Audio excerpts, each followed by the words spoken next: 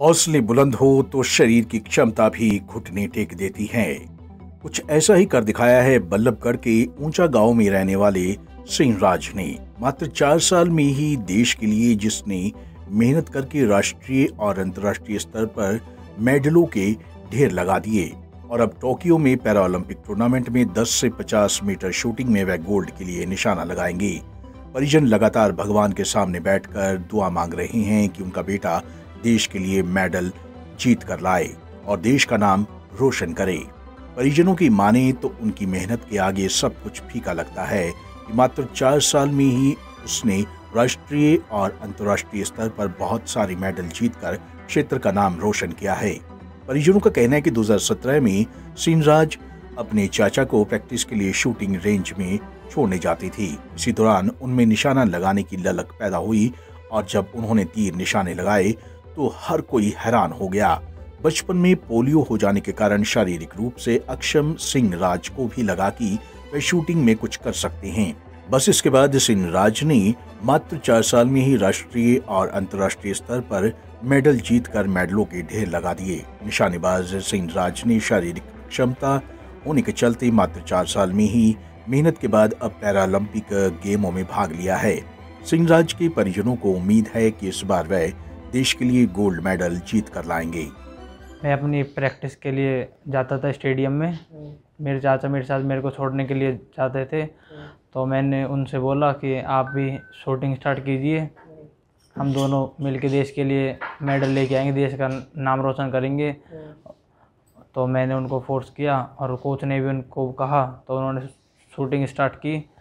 फिर हमने उनको शूटिंग स्टार्ट किया तो उन्होंने बहुत अच्छा रिजल्ट दिया।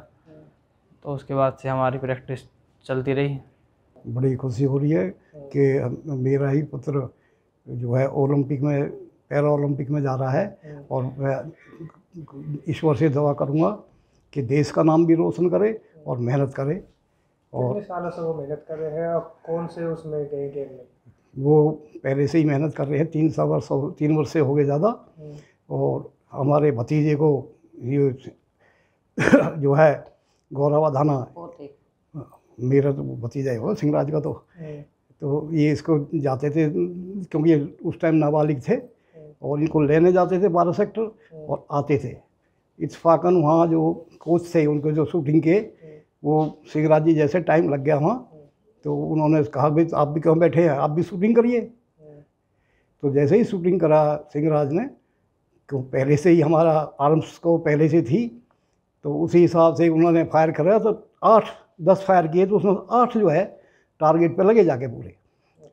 तो उस दिन से आज तक उस कोच ने इतना बढ़ावा दिया कि उस दिन से सिंहराज जी अंतर्राष्ट्रीय में निकलते चले गए। सर्वप्रथम मैं आपको बताना चाहूँगा, साल 2017 वो साल है जिस दिन पहली बार सिंहराज जी को शूटिंग के विषय में उनको पता लगा।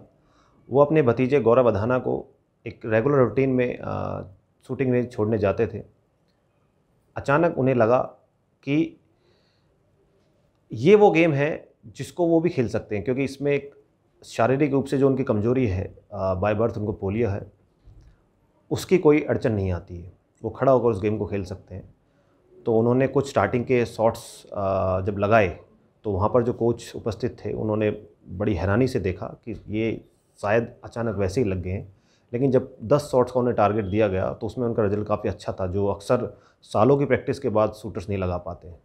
तो फिर कोच के आह्वान और के बाद उन्होंने शूटिंग रेंज में अपनी उस प्रैक्टिस को स्टार्ट किया। सिंहराज ने साबित कर दिया कि शारीरिक रूप से अक्षम होना कोई क्षमता नहीं। अगर इरादे मजबूत हो और हौसला बुलंद, तो सफलता आपके कदम जरूर चूमती है। पंजाब केसरी टीवी के लिए फरीदाबाद से सुधीर शर्मा की रिपोर्ट।